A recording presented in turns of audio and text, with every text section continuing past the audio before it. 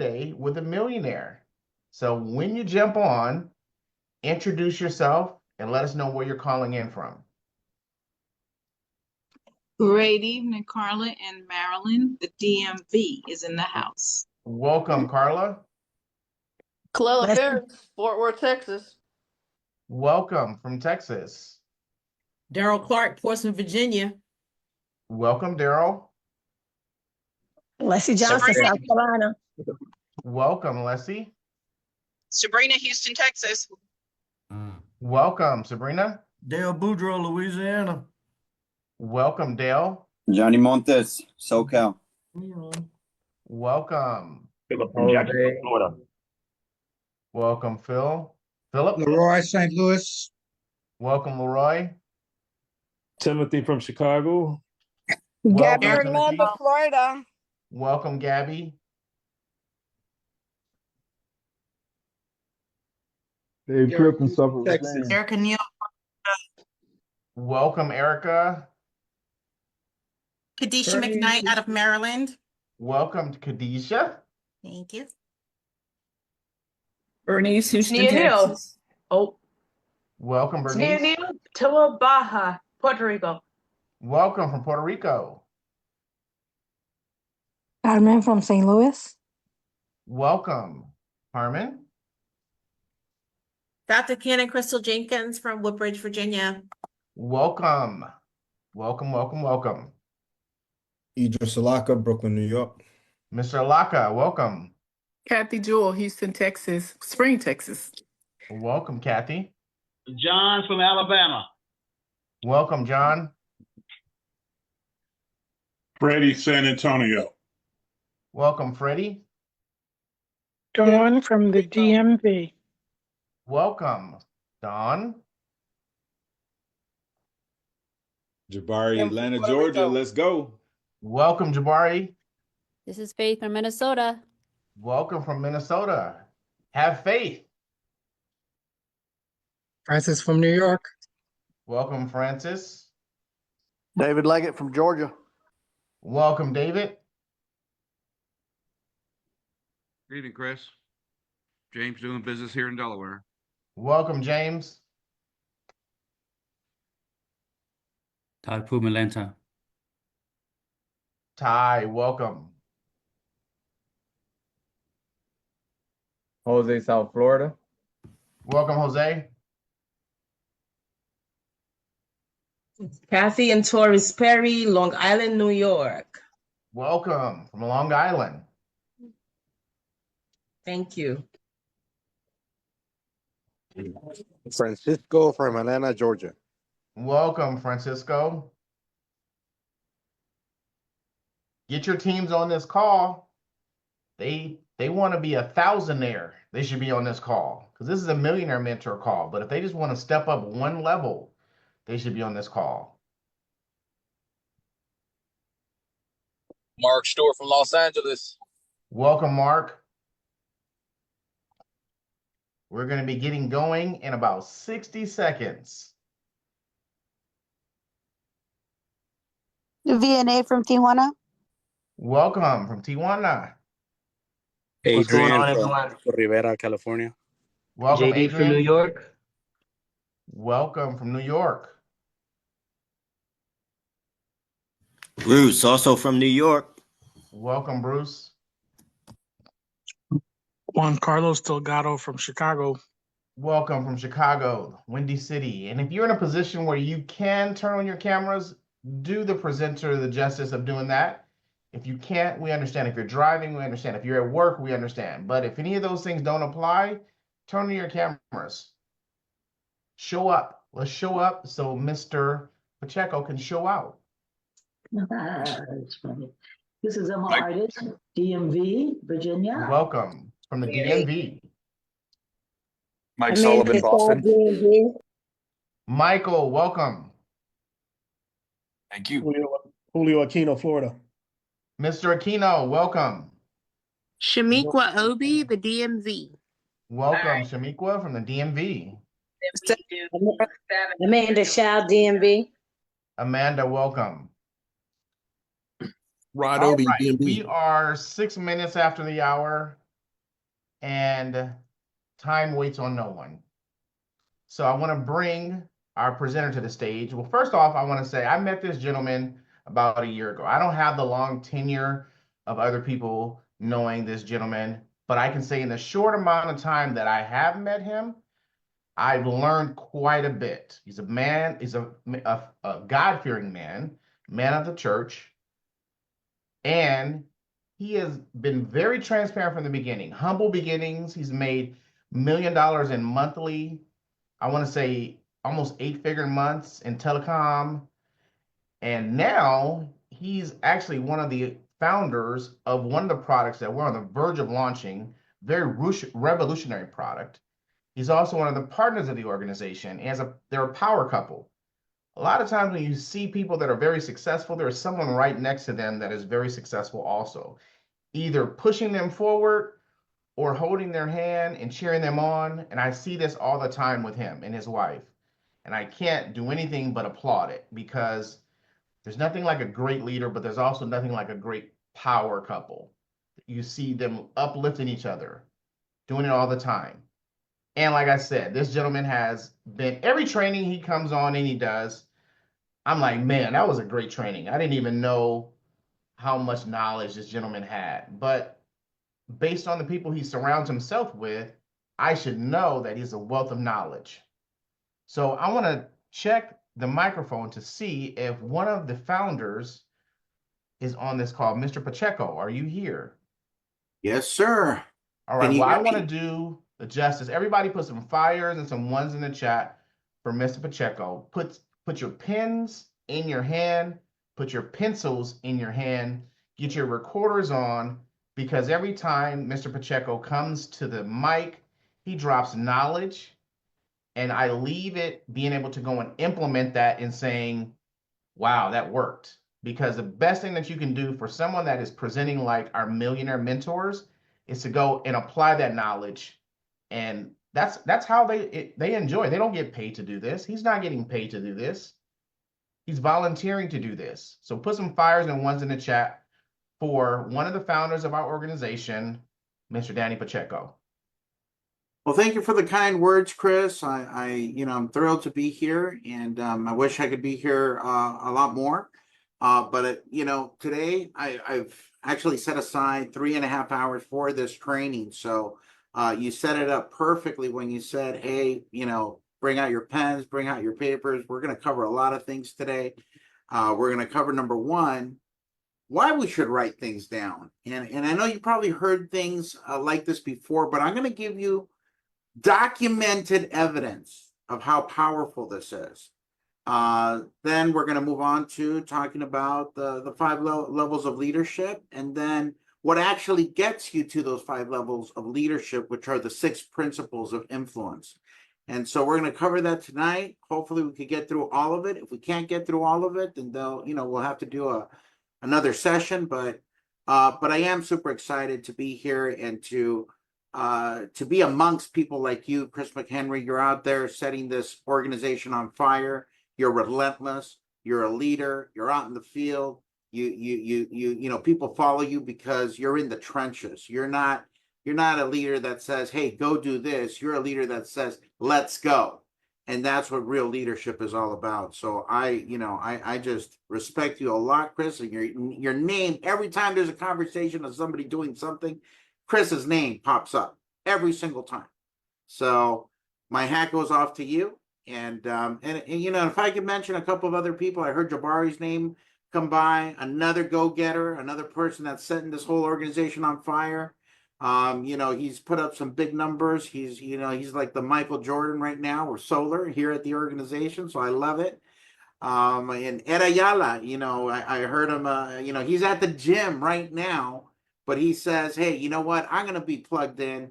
And he's, if I have to say something about Ed, is that he is always plugged in. Every time there's a meeting, there's a training, there's a leadership council meeting, there's whatever is going on in person or in Zoom, this man is always connected. And that's what leaders do, right? They lead by example. Another gentleman, Julio Aquino, who both of them, it's not about, hey, go do this. It's about let's go and let's get it done and let's do it together. And so hopefully today there's some some information, some nuggets that you can pull from today. I do want to start with talking a little bit about writing things down. And I have a nonprofit organization. It's called Elevate International Ministries. And Chris mentioned it. I am an associate pastor. They call me a marketplace pastor. My job at the church is to elevate business owners and get them going, right, within the church. And I'm not going to go into a preaching of it. Just, I'm very honored to have that as one of the hats that I wear. So, if I talk a little bit about God, or I throw some scripture and you're against that, please don't be offended. I'll preface it by saying this. If I'm talking about something that was quoted out of the Bible, I'm going to say ancient Jewish wisdom. And that way, you are all good. We're all okay. Because I'm going to tell you that the principles that are in that ancient Jewish wisdom has been taken out and rebranded over and over and over again in books like Think and Grow Rich, How to Win Friends and Influence People, and I can name a ton of them that have all and have actual amazing principles that are being taught, but they all stem, if you look far enough and you understand where it comes from that ancient Jewish wisdom. So when I say that, that's so that we're all okay and nobody gets touchy or offended. But so let's get started. Millionaire mentorship, right? We're going to talk a little bit about vision. And before anything happens, right? And I've said this before, you guys have heard me say it. Nothing happens without having the dream work happen first, right? Everybody says teamwork makes the dream work. I think it's the opposite. I think the dream work actually makes the team work. You don't see people, try to learn how to, play basketball or football or anything without dreaming of a championship, without dreaming of being the best, that comes first, right? Then the organization, they hire the right people and they pull people together and then they form the team. But the dream, the vision part of it happens first. The rest of it is manifestation of what that vision was. So if you want to become a millionaire or a billionaire or any, a thousandaire, like we said at the beginning, you have to have a vision. What is that vision for you, right? So what does it mean? It's the faculty or state of being able to see. So right now what you're seeing is a training. I took a little bit of snippets out of a training that's branded to my nonprofit. That's why it doesn't have any of the BYLD logos, but we're going to go through this material really quickly, and then we're going to dive into the BYLD things. But I wanted to put this out there because this is something that you've heard before. I am almost sure that 99% of you have heard this before, and if you haven't, pay attention, because a lot of us hear things, but we don't apply them. And so if you want to hit those big numbers, you have to apply this. And what I'm going to give you right now is statistical data of why you should do this. So it's the ability to think about or plan the future with imagination and wisdom. A vision is a precise, clearly defined goal with a detailed plan and timetable for achieving that goal. So if we went to ancient Jewish wisdom, it will tell you, write the vision down and put it plainly up on the wall so that everybody that walks by it can see it. They could see the vision. It's so important that you're able to see it. So right now, what you're going to get from this training, folks, is write things down. So if you have a pen and paper, write this down, because the message is there. You probably heard it before, but I'm going to give you reasons why you should. And this is statistical data that, I'm pretty sure you probably have never seen before. And if you have, great. But if you haven't, you're in for a treat. So let's get started here. Dr. Gail Matthews, psychology professor at Dominican University, conducted research on the topic of goal setting using 267 participants and found that simply by writing down your goals, listen to this, you are 42% more likely to achieve them. Now, this is astounding, okay? This is a psychology doctor saying, look, we took 267 people and we found that just by writing things down, you have a higher likelihood to achieve it that puts you in the 42 percentile of increase of actually achieving that goal just by writing it down. Now, this is important, folks, okay? Because think about it this way. Let's say you're a baseball player, right? If you hit, you know, a good batting average is 300. Now, I'm not a baseball fan.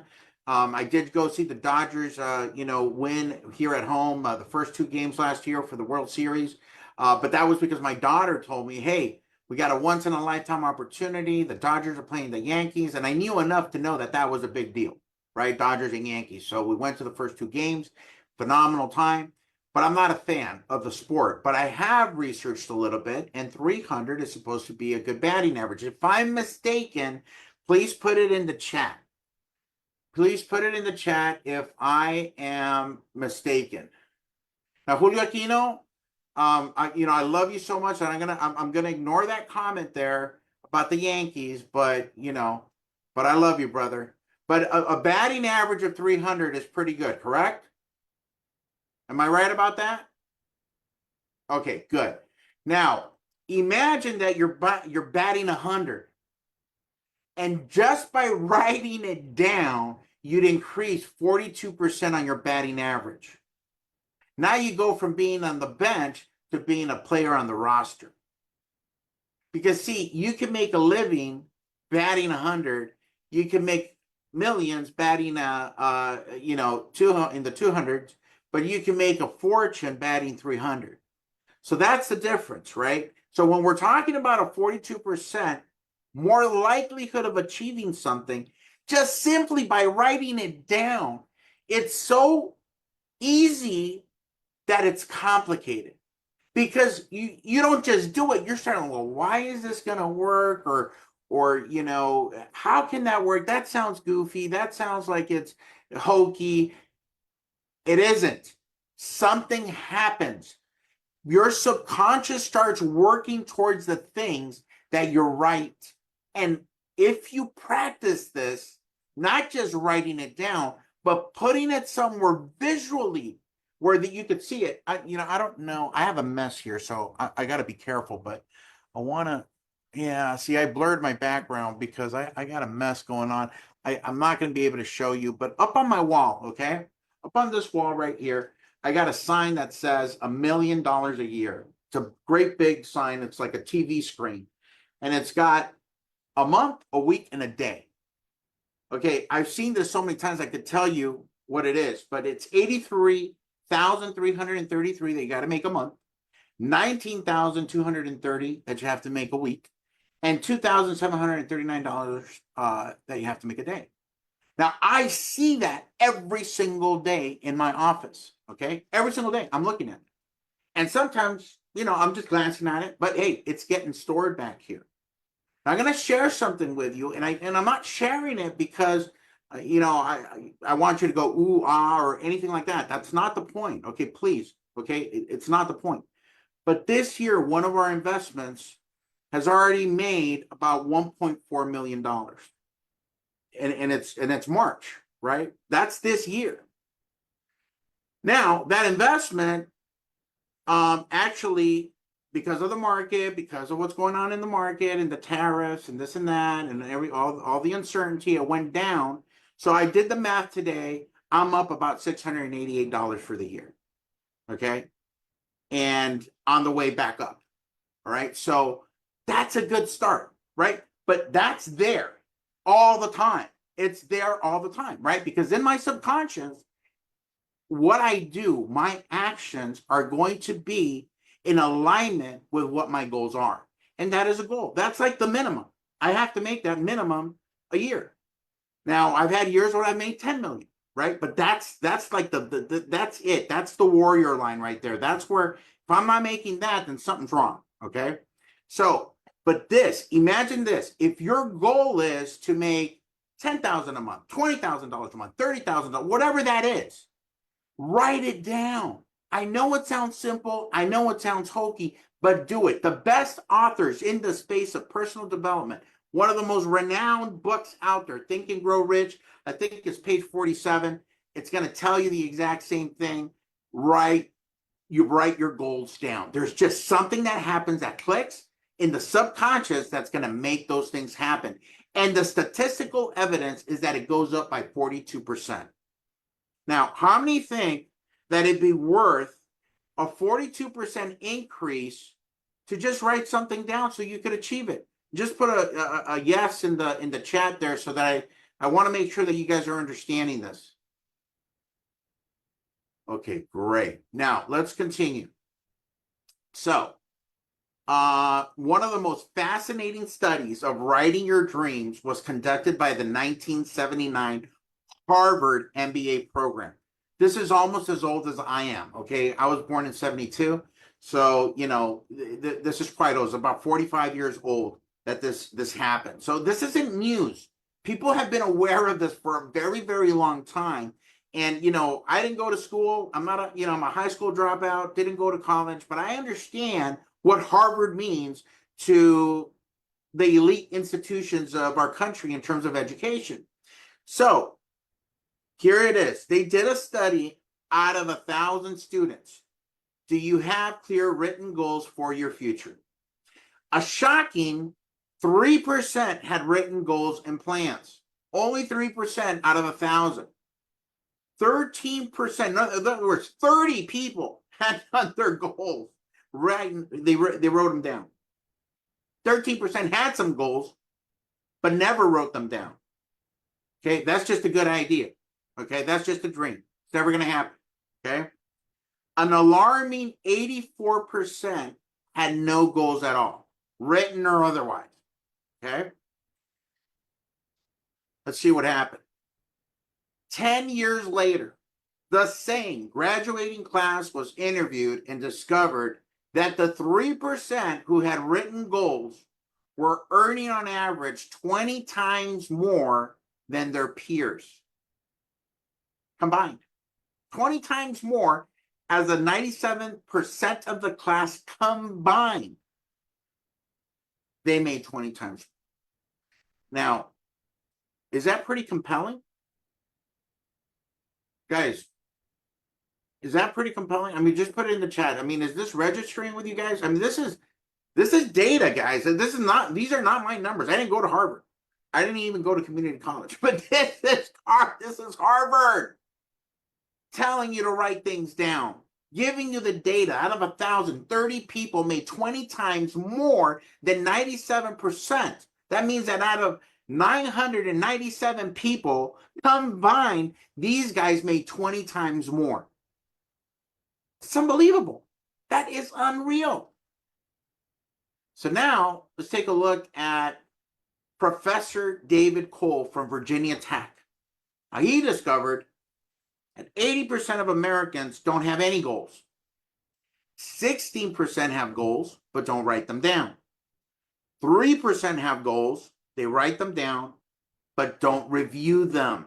Remember what I said before? What that ancient book of Jewish wisdom says? It says, write the vision down, place it where everyone can see it, and then share it. That's what was written down. So this guy says 3% have goals, they write them down, but they don't review them. Only 1%, all in fact millionaires, key statistic there, had goals, wrote them down, and reviewed them on a consistent basis. So guys, now we got a doctor, right, from Dominican school, whatever that school was called. Then we have Harvard, and now we got Virginia Tech telling you the exact same thing. Plus, we have ancient Jewish wisdom telling you the same thing, the same principle, to write things down. So hopefully, guys, I made my point here. I am going to stop sharing this screen, and we're going to go over to what we're going to talk about today. That's not what we were going to talk about. I just want to make sure that you write things down, because what we're going to talk about is, in my opinion, just as compelling as what we just saw. But that's just my opinion. Hopefully, by the end of this presentation, you will agree. I hope. Okay, So now let's talk a little bit about what this is all about, right? This is the Millionaire Mentorship, right? And so one of the things that you have to develop to become a millionaire in our line of business, right? In our line of business, it's personal development and leadership. You got to develop these things. And so I am a student of Mr. John Maxwell. In fact, I don't really share this all the time, but my wife and I are both certified as speakers, coaches, and trainers with a John Maxwell organization. And so I have a lot of respect. I've had him out to 2 events of mine. My wife and I put on an event in Tennessee, and we put on an event out in Nevada. We had about 1,000 people at each one. And we actually paid Mr. John Maxwell $100,000 in Tennessee for 4 hours of his time. We paid him another $100,000 for 4 hours of his time in Vegas. So the reason why we paid that money is because we believe that what he teaches is very impactful. And so we wanted all of our teams to be able to learn from who I believe is the epitome of leadership. I mean, he's written over 60 books on leadership. I mean, he teaches people at all levels of government, at all levels of business, at all level of organizational leadership. And he's just amazing. He's an amazing speaker. If you had the opportunity to see him, then I think you'd agree. Phenomenal gentleman. So one of the things that he teaches are these 5 levels of leadership. And if you ever get the audio of this, there's an audio out there. It was on CD. I don't have it anymore, but it was probably one of the best trainings that I've ever seen on the topic. But basically, it breaks down to 5 different levels, right? You have position, permission, production, people development, and pinnacle. And so I'm going to start by saying that in leadership, you may not be at the same level with everyone, right? To some of your people, you might be a 1, or you might be a 5 because they've been with you for a long time. You've helped them grow. You've been there for them. You've taken them from learning this business all the way up the ranks to now they're making 7 figures, or they're making 6 figures, and they're just they're on fire, and they respect you, and because you got them there, right? You help them get there, and that's usually where you get to level 4 or 5. And so you might be a level 4 or 5 leader with some of your folks, but maybe not all of your folks. Maybe it's somebody brand new that just met you, right? So it's going to be position. If you've never heard me speak before and you don't know anything about my story, and you're here for the very first time listening to this bald high school dropout, you might be, well, he's a level 1 for me because I don't know who this guy is, right? And that would be fair. That's how it works, right? Because somebody announced me at the beginning, I'm the speaker, and positionally, I'm at a level 1 with those of you that have never heard me speak before, or have no idea what my story is, or what I've done or haven't done, and that's just the way it goes. And then level 2 is going to be by permission. So let's recap real quick. So level 1 is a position, right? I'll give you a better example. Let's say you see a police officer and they shine the lights, and you don't know why they're pulling you over, but you might be Latino and driving, you get pulled over. I'm sorry, couldn't resist. But you get pulled over for no reason. You don't know why you're getting pulled over, but you are going to pull over, put your hands at 10 and 2, and just comply with everything the officers are going to say. Why? Because you respect the badge and you respect the gun. It's that simple, right? So that person has no leadership over you, but positionally, the position gives him the authority to do what he's doing. So that's another example so you guys can understand. Permission is when somebody chooses to follow you, okay? They're giving you permission to lead them, okay? And that's the very second level of leadership that you're going to get to. So give you an example in our business, in BYLD, for example. Somebody signs up as a builder, right? In your organization, it's direct to you. Well, that person has just given you permission to lead them. They might ask you, okay, what do I do now? Now you might take them into the back office and show them how all that works. You might put them in the WhatsApp group and you know, and even that, as basic as that is, they have now given you permission to lead them because they signed up with you. Okay. 3, production.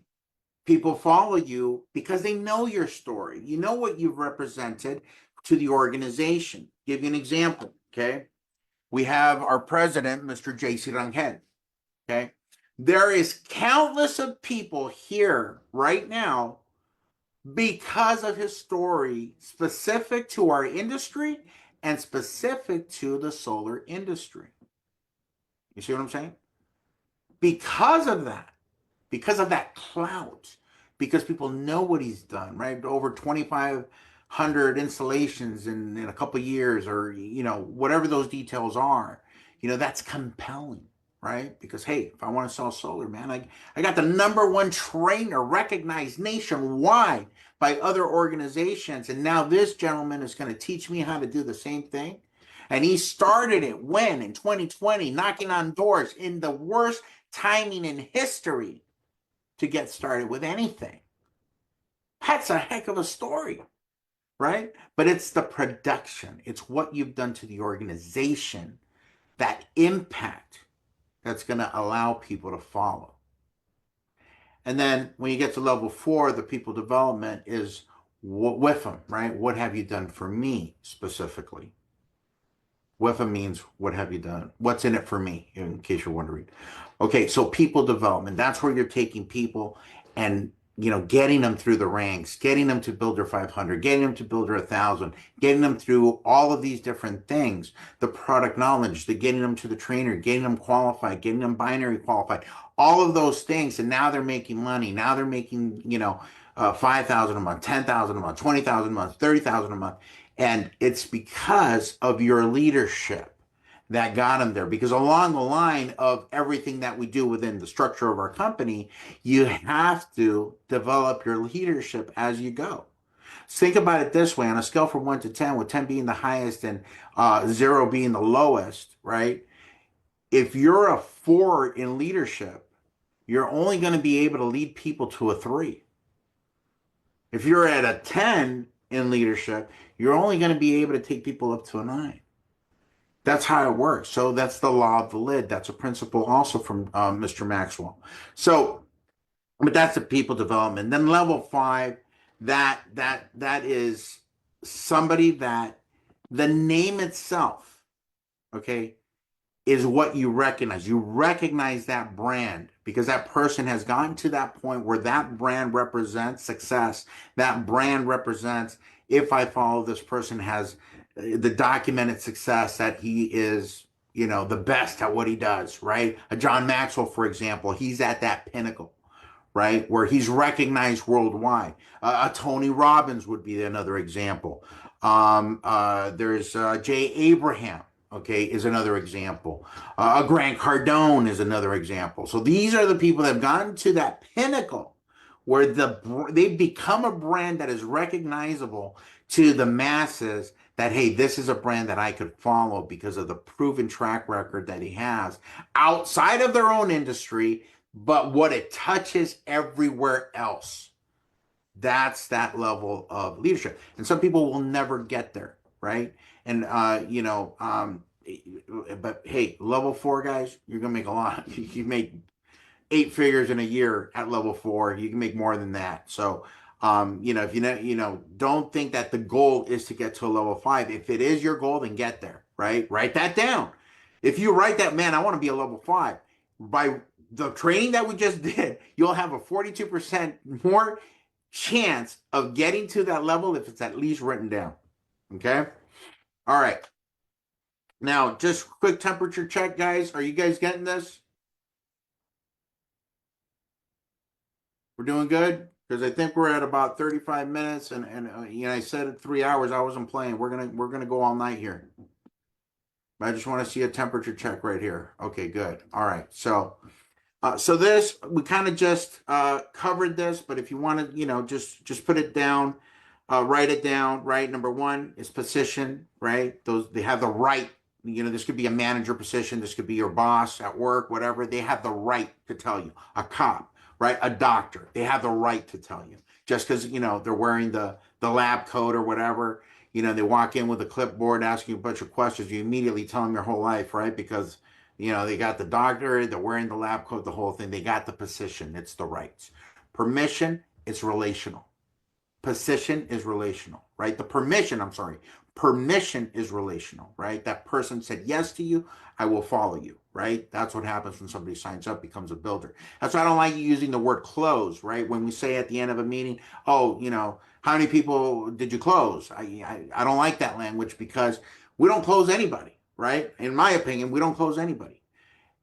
That's when the work starts. When somebody joins, that's when the work actually begins, right? So, but anyway, that's a sidebar there. Number 3, production, right? The results, right? In our world, how do we measure our results? We keep score, right? That's why we do it. It's not because we want to say, hey, this person, made this amount of money and that amount of money to impress people. No, it's how we keep score. That's just how it is, right? I was doing a training the other day and was having a one-on-one conversation, and I gave this person something that was passed on to me a long time ago. If somebody's giving you advice, make sure that they're giving you advice on something that they've already achieved. Otherwise, those are just good intentions, right? But, don't take advice from people that haven't achieved what you want. That's why this millionaire mentorship is so important, because whether the things that I'm talking to you right now resonate with you or they don't, they do work. Okay. I didn't make them up. I just follow them, right? These are not my thoughts, guys. I didn't come up with any of this, but I learned it and then I applied it. And I believe that if you do the same things, you'll have the same results, because all business is very simple. It's not easy, but it's simple.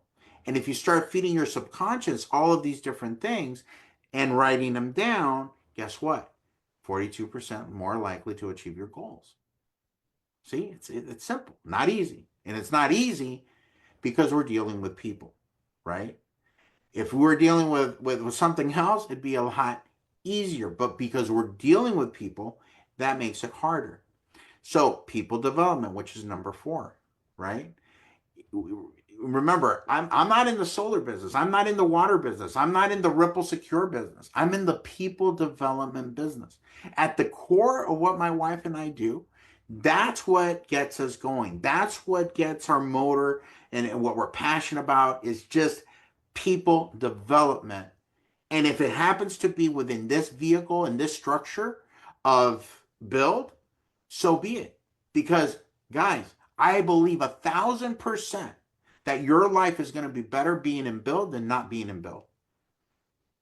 And if that excites you as well to develop your team in that fashion, then you're going to do quite well. And then Pinnacle, that's when you have the respect of everybody, right? And I kind of already explained a little bit of what that looks like. So, so this is just more examples of this. I'm going to skip through this, guys, because I want to get to, now that you have an understanding of how the levels work, I didn't want to make an exhaustive training on this, okay? I just kind of wanted to put it there, and I want to get to this next part because I don't want to run out of time. I want to see if we could do this here in the next 20 minutes or so. We're not going to be here for 3.5 hours, guys. I'm going to try to keep this down till, from 6 to 7 is usually how this goes. So I'm going to try to do the next portion here in about 20 minutes for you. If we go over a little bit, so be it. But I don't want to rush through it. But I do want to give you guys an understanding that leadership, those are the levels. How you get to those levels, the number one way to get to those levels is by what John Maxwell talks about. He says, look, leadership is influence, nothing more, nothing less. That's an exact quote. So if you read the 21 Irrefutable Laws of Leadership, which is written by Mr. Maxwell, that's probably in chapter 1, right? Leadership is influence, nothing more, nothing less. So now that we briefly covered the 5 levels of leadership, I want to show you what it is that you have to master. And what you have to master is influence. So I'm going to stop my screen one more time because I have to bring up that training. And hopefully we're not going too fast or jumping around too much. But this all is related. It all goes hand in hand. Let's see here. And then somebody please sound off when you guys can see my screen.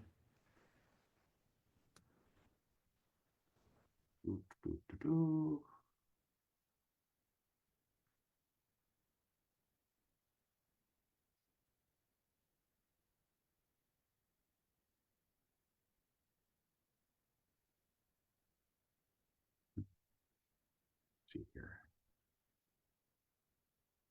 Can you guys see my screen? You should be seeing a bunch of concentric circles with some game pieces. Okay, good. So let's take a look at this now. Now remember, we started this conversation of influence to kind of piggyback off of what we just learned, right? We just learned the 5 levels of leadership.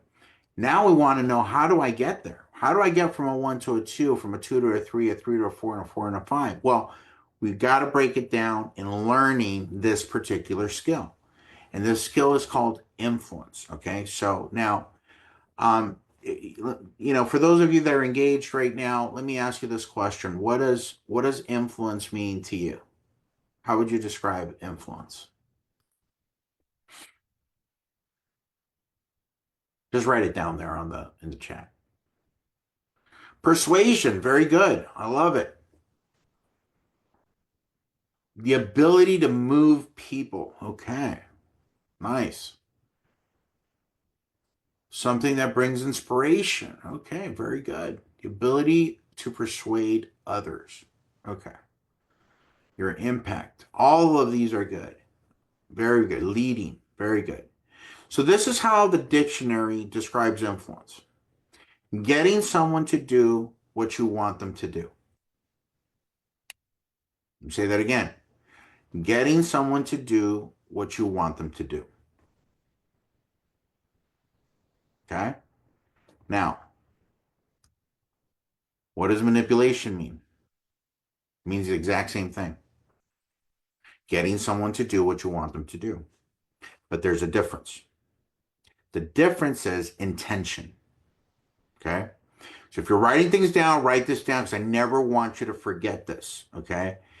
Influence is getting somebody to do what you want them to do. Manipulation means the exact same thing. Getting someone to do what you want them to do. Now, the difference is intention. Okay? Now, when I sign somebody up in BYLD, okay, I'm not signing them up because I want them to do BYLD for my benefit. I'll do a presentation for somebody. I've recently, my daughter started to BYLD, and she's got some proposals. She's got, you know, she's doing the thing. She's recruiting a few people, and some people at my church caught wind of it. They started moving. It's a Spanish church. I'm fully bilingual, so started doing some presentations and the whole thing. And at the end of the day, you know, as a pastor, you have to be careful, right? Sometimes there's a little bit of conflict because you're already in a position of influence, right? And actually, when you look at what we're going to talk about here today, you're also in a position of authority. And so you got to be very careful, right? Walk that line very finely. And so, but here's my point. When I sat down with a group of people, I said, look, guys, I'm not talking to you about BYLD because I want to make money from you. Yeah, will I get paid? You know, I'm not even building, right? I'm not even building the organization. However, it's for your benefit. Okay. Do I want you to sign up? Yes, I do want you to sign up, but not because I need you, because you need to. Very, very different. Okay. The intention behind the principles of influence that I'm going to show you right now is not for your benefit, should not be for your benefit, should be for their benefit. So if your intention is to help that person get to a better life, get to one of the 4 freedoms, right? Get to financial freedom, get to time freedom, get to geographic freedom, location freedom, get to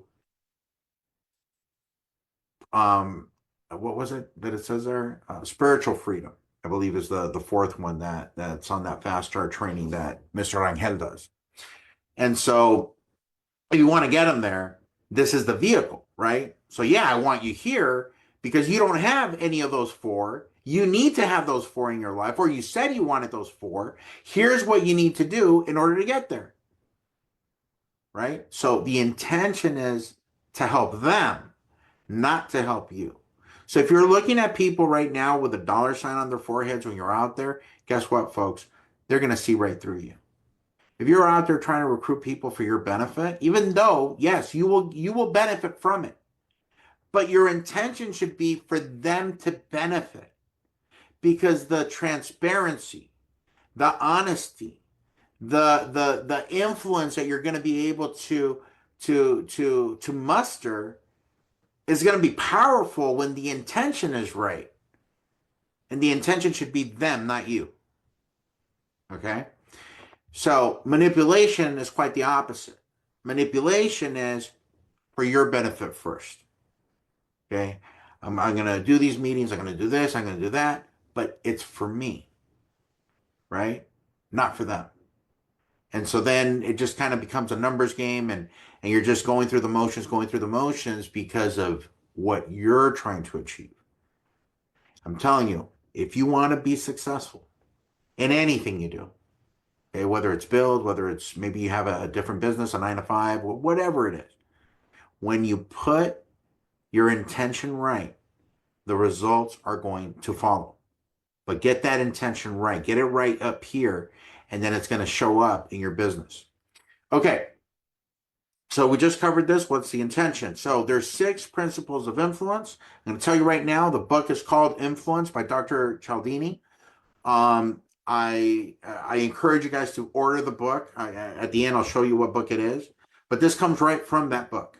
Okay, so if you want to learn more about this, actually, Cialdini has a certification program. It's $30,000 to get certified as basically a influence practitioner, if you will. That's what it costs. But do you need to do that? No, buy the book and you're good enough. The book is, I don't know, $20, 16, I don't know, 15 if it's paperback, whatever it is, right? But it's phenomenal. So let's talk a little bit about reciprocity. Okay. The reciprocity principle tells us to repay others when they do something for us. Most of the time, it just feels like common decency. When a friend treats you to lunch, you pay for their meal the next time. Unless you're one of those friends that always forgets their wallet, right? But the correct thing is to reciprocate, right? When your neighbors invite you over, you return the courtesy. The principle is an evolutionary inheritance. Early human communities with strong social cohesion and an ability to work together had a better chance of survival. By knowing that a favor would be returned, reciprocity helped to lower the costs of helping one's neighbors and kin. Now, how have we built this into our build business, reciprocity? How many in the chat can put and point to one thing that we do in build that has to do with reciprocity?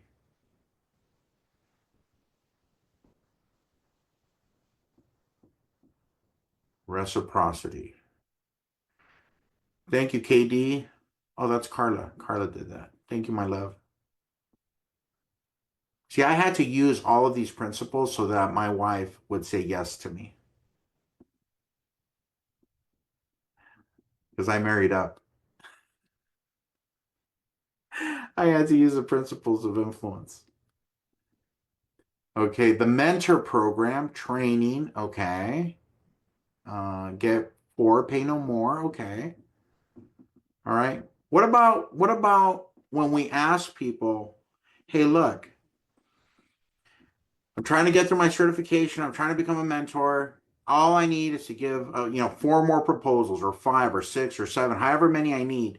in order to become a mentor. And, you know, just for letting me take that bill and giving you a proposal, no strings attached, we're going to give you 3 nights and 4 days in Vegas on us. That's reciprocity.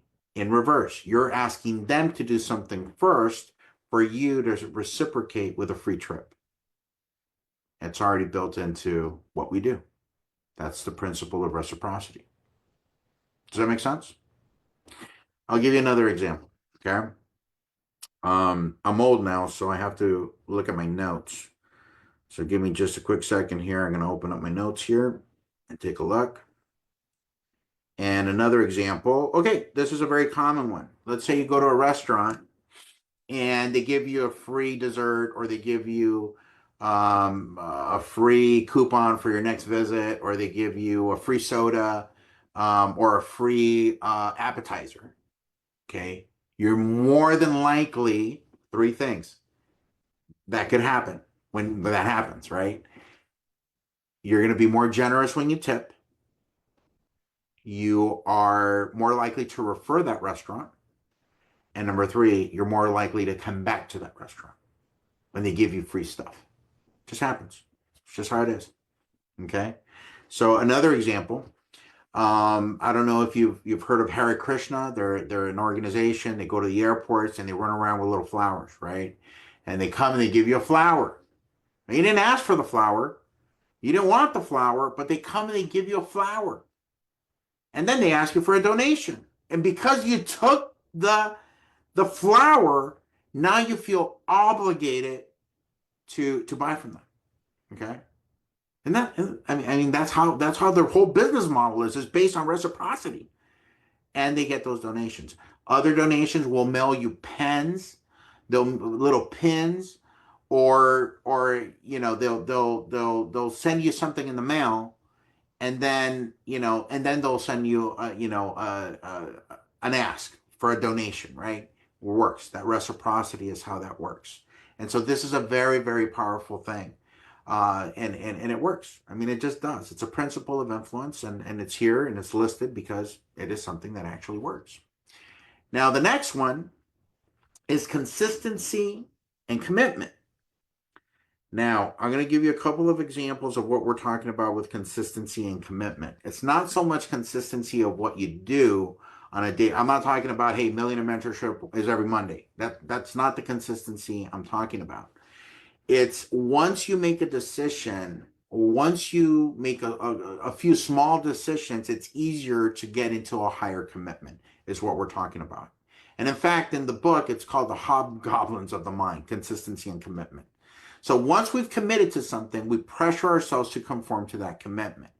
In fact, we'll convince ourselves that our current behavior and beliefs align with our past behavior and beliefs, even when they clearly don't. For example, gamblers who are unsure about their bets before they place them have been shown to be far more confident after they put their money on the table. They convince themselves that they were always confident in the horse they picked or the color on the roulette wheel they choose. And that's something. Once you make the decision, you double down. Happens in reverse also, right? Let's say you're in an argument and somebody tells you, answer something, and the argument is going back and forth. And once people entrench in the decision they've made, they will fight on that decision to convince you. They might not even really believe it, but because they've already committed to a position on something, they want to defend that position to the end. That's consistency and commitment. I'll give you another example. And this is a great example of what they have right here, but I wrote down a few more so you guys could get a clear understanding of what this is. For example, in sales, there's the lowball technique, right? A car salesman might tell you, hey, the price is the MSRP, and this is what the cost is. Maybe they go 500 over, or they go 1,000 over MSRP. And they want you to commit to buying the car. But what happens once you commit to the car, okay, once you commit to buying the car, now you're going to go over to finance, right? And in finance, guess what? They're going to add this and that, tax, license. I mean, we know we have to pay those, but hey, you know what? There's a beautiful car. You know, I wouldn't be doing my job if I let you drive this off the lot. It's raining today. You want to get that paint protector because God forbid there's a little stone that cracks the paint. We want to give you that coverage on the paint protection for 5 years, whatever. And you know, it's only $1,000 for it, $1,500 or whatever. And in your payment, you're only going to see, you know, it might go up $10, right? And you're like, oh, wow, you're already committed to buying the car. You already said, yes, I'm going to buy the car. So, well, that kind of makes sense, right? And then, but you know what? We could only go with this car for 3 years, 36,000 miles, but we got the extended warranty, right? It goes 5 years, 60,000 miles. And then we have the deluxe premium extravaganza builder 250, package here that, you know, it'll go for 100,000 miles, 10 years, whatever comes first. And, you know, your payment's only going to go up another $15. Oh, all right. You already bought the car, right? You already said yes. So now you feel compelled to act in a consistent manner on the commitment that you've made. Okay? And you know, and does this sound familiar to anybody? Has there anybody have gone through this whole thing of buying a car and how this process works? It sound familiar, right? That's how it works.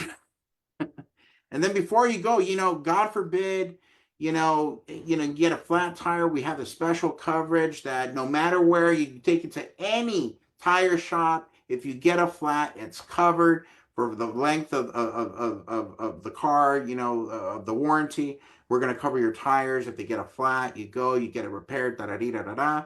Another special insurance, that one only went up $8 on your payment.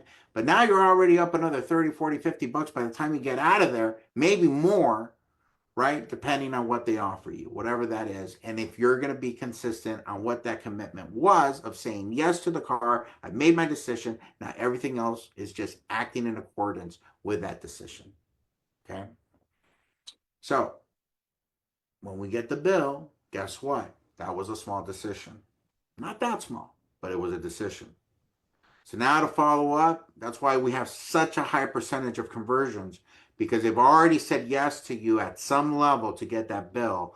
Now they're saying yes to the appointment. Now they're saying yes to hearing the proposal. And now it's going, right? Customer's going to act in that consistent pattern because you already made a mental decision, which was yes. Okay. So that's kind of how that works. Social proof. I mean, this one here it's so powerful. It is just so powerful that we decide what's correct based on what others think is correct, right? So when you see things like, a million hamburgers sold, you're like, yeah, well, if 1 million people tried this hamburger, maybe I should too, right? You hear all these people, you see all these cars outside of an In-N-Out. Okay, look, I've eaten an In-N-Out many times, and I don't think they're worth being in the drive-thru for 30 to 45 minutes.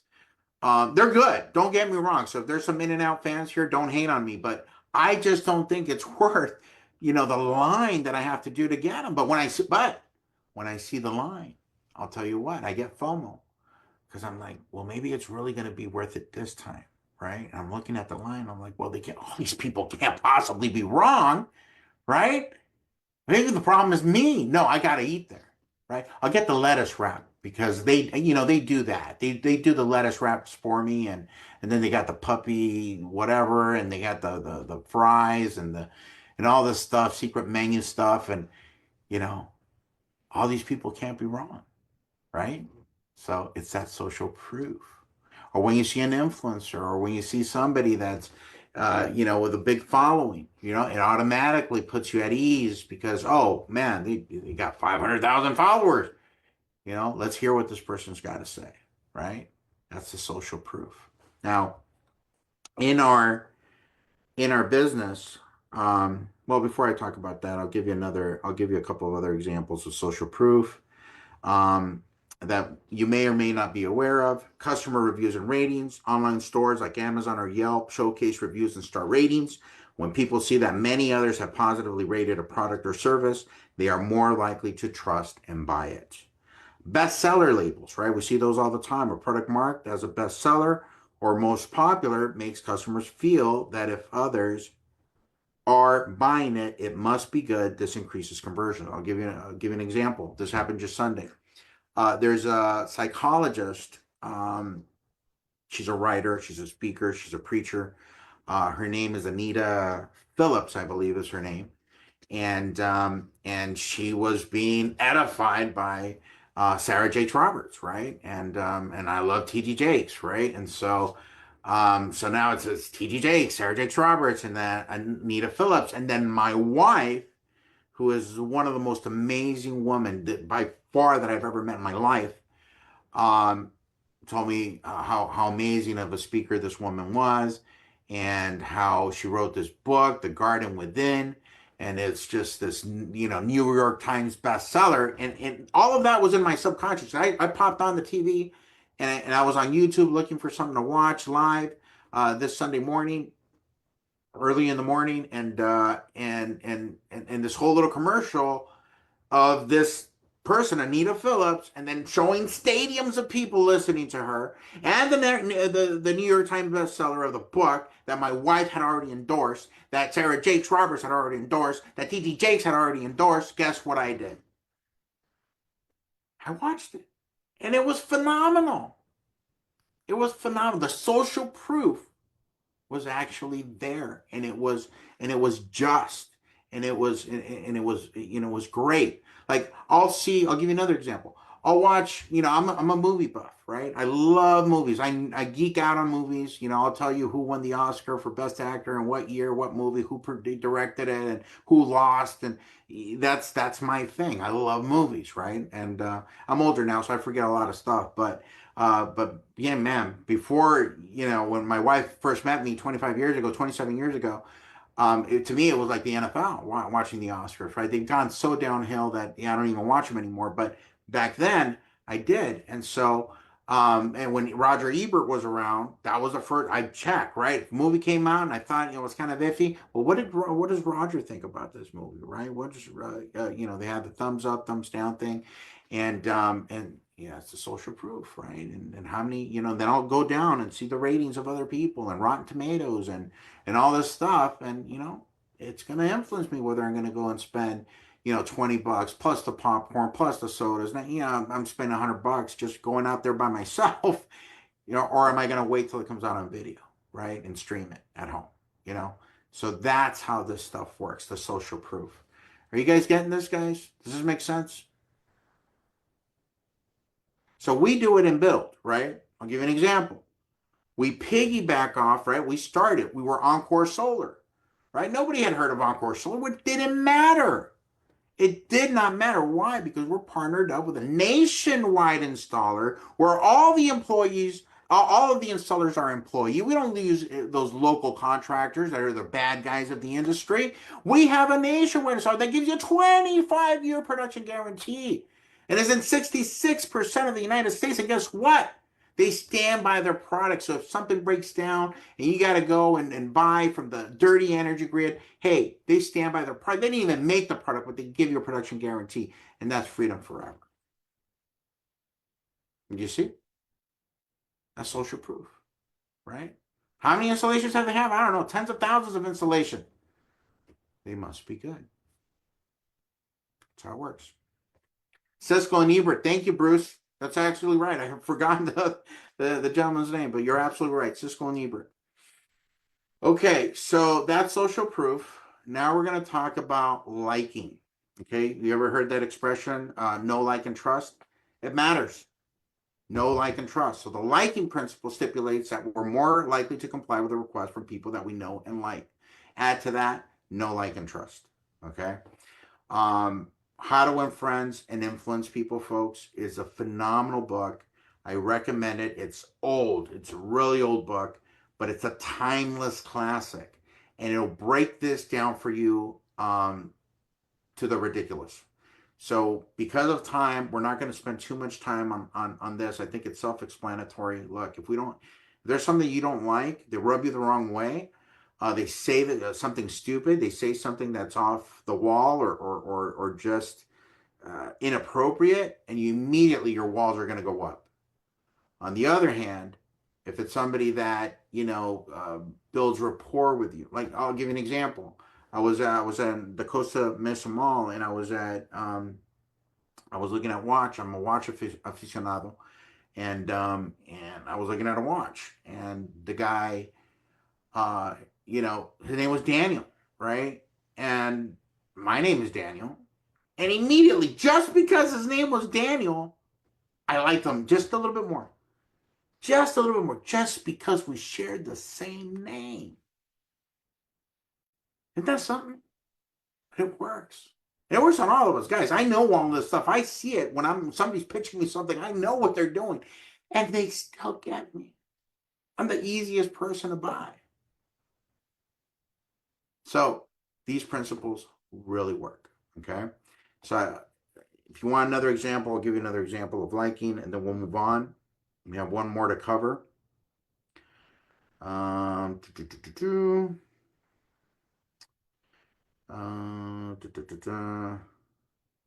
Let's say, for example, you're buying a car. Once again, we're doing the car thing here, and a salesperson might ask about the customer's interests and discover they both love hiking.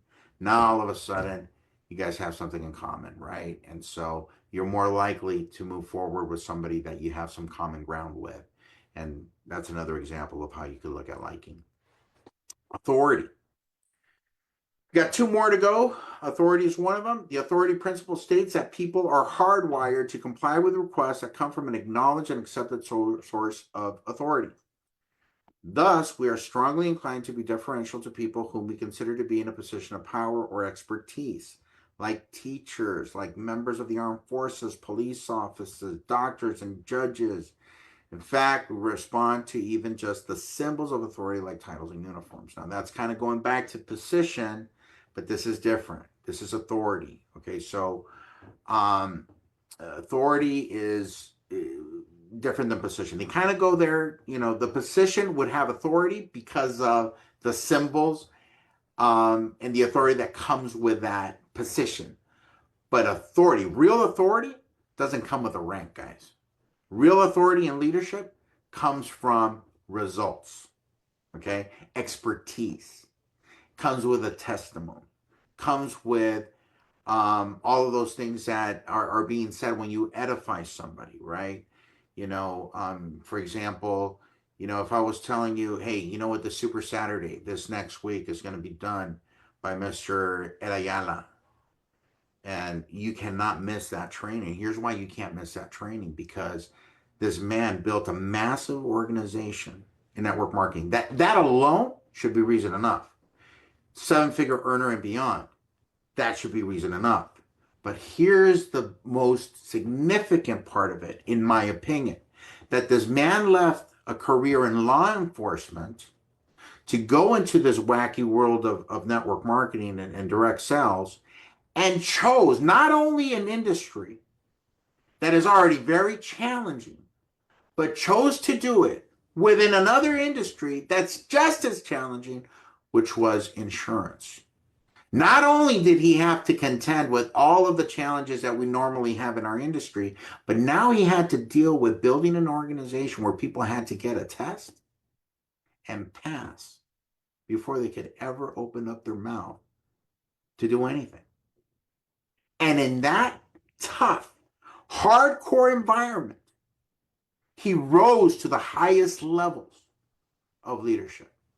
And that's why you should not miss that Super Saturday at 10 a.m. with Mr. Ed Ayala. Now, I don't know if there's a 10 o'clock a.m. meeting Super Saturday with Mr. Ed. Maybe I just made him. Okay, guys. All right. Ed Ayala is doing the training Super Saturday this Saturday at 10 a.m. Because now we all want to hear, right? We want to hear from that authority. Because guys, that's amazing. It's an amazing accomplishment. So, but it comes from authority, right? Same thing with Mr. Rangel, same thing with Mr. Navarro. I mean, this man, this man led me into an opportunity where in 6 months we did 2. I might be exaggerating, but it's either 2 or $2.5 billion in merchant processing, and we did that in 6 months. That, you know, Mr. Navarro is an amazing entrepreneur, it's amazing connector, amazing leader, amazing visionary. And he's putting all the pieces here together so that we could have not only a domestic opportunity, but an international opportunity. He's got that vision. He's spoken it into existence. He did it way back when. And now you're starting to see it materialize. And it's only going to get better from here. So that's why you don't want to miss whenever Mr. Navarro speaks. You don't want to miss whenever Mr. JC speaks. You know, I can't think of a better trainer, a better mentor, a better driver of an organization that will outwork. The work ethic this man has is bar none some of the best that I've ever seen in the industry. You should not miss one training of Mr. Jason Unhead. So that comes from authority. That comes from results. That comes by what they've done and what they represent to the organization. Okay, scarcity. Last and not least, the scarcity principle, folks, is, it gets me every time. Every time. Okay? It says we find things more appealing, those things with limited availability. Okay? So for you ladies that are out there right now, put in the chat, how many know what a Birkin bag is?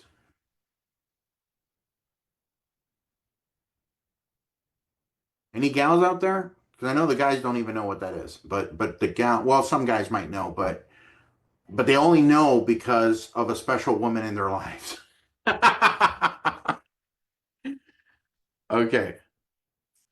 Okay, the ladies are engaging right here. All right. So, can I walk in to at a men's store and buy a Birkin bag off the street? Can I do that? Okay, I said, no, you cannot. No. Okay, all right. All right, the women know, okay?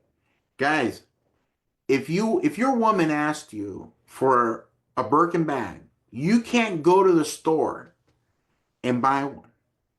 Okay, this is how scarce these things are. Okay, it's a commodity.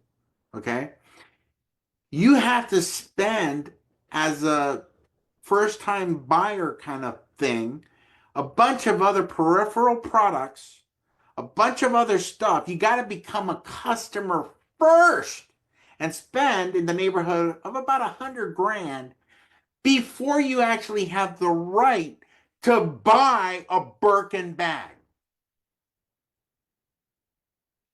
And so when my wife told me she, again, I'm not saying this to impress you, but many birthdays, many anniversaries, many different things. My wife's got Louis, she's got Chanel, she's got Bottega Veneta, she's got all the ones that you would think, right? And she's got her collection there. And Bruce is saying, I call that mind control. No, it's called scarcity. Is what it's called, Bruce. And so when she said she wanted me, I was so upset when I found out how the game was rigged, right? What do you mean I can't go buy you one? No, you can't. And I was like, what? How? That's another principle, okay? But we're not going to get into that one right now. But that one made me tick. And so, she has one, but it wasn't, I had to go the way everybody else had to go, right? And those are scarce and rare as well, and had to authenticate the product and go through a process and the whole thing. But a little checkbox, I got her one, right? And so, but it's that scarcity, okay? It gets me every time. every single time. I own a particular watch that only 3 of them were ever made. One of them was made in rose gold and it's completely diamonded out, whole watch. And one was made in yellow gold and one was made in white gold. And I happen to have the one that was made in rose gold because that's the favorite color of gold that my wife wears. So when she wears her rose gold stuff, I wear my rose gold watch. And so, but only 3 of them were ever made. And then it has such a cool name because it's called the Dunamis, right? Which means God's power. And so I love that watch. You know, I just recently, about a week ago, bought a Panerai, and there were only 15 of these watches made. I have number 4. It's stamped on the back. There's only 4 of them that were ever made in that style. And so it's scarcity, right? That's you know, there's something about it, you know. I'll give you another example. At every level, it works. Okay, at every level. My wife and I were on food stamps. Okay, this is 15 years ago. We lost it all, and we're going through some rough times. And so we needed some new couches, and we went to the Salvation Army, and they had a really good one in Menifee, I think it is, or somewhere between Moreno Valley and Menifee. I think there's a Salvation Army. So we went there, and we knew that the next day there were going to be a red dot sale where everything was marked down 50%, right? We needed some furniture. And so we went, we scoped everything out, and we knew where the good stuff was so that the next day we could come in with a truck and get what we needed, right?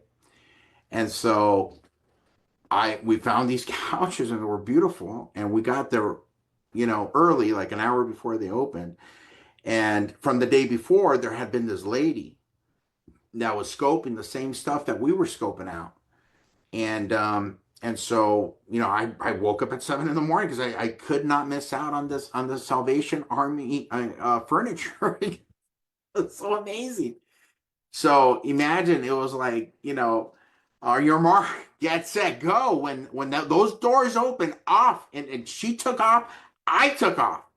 And I'm embarrassed to say it today, but I beat her. So, but you know, we needed it. My family needed it, and it was scarce. There were only that one set, and it was perfect, and it was so scarce, especially there. And we wound up getting it for like $50 or whatever it was. But so it works at any level. The principle of scarcity works at every level. And it's one that's very powerful and it's very compelling. So folks, 6 principles of influence are going to get you into the ranks of the 5 levels of leadership from position, permission, production, the pinnacle, and what you've done for the number 4, right? What you've done for people. That's the one that impacts other people. And then the very last one. So these principles of influence, remember, John Maxwell says, leadership is influence, nothing more, nothing less.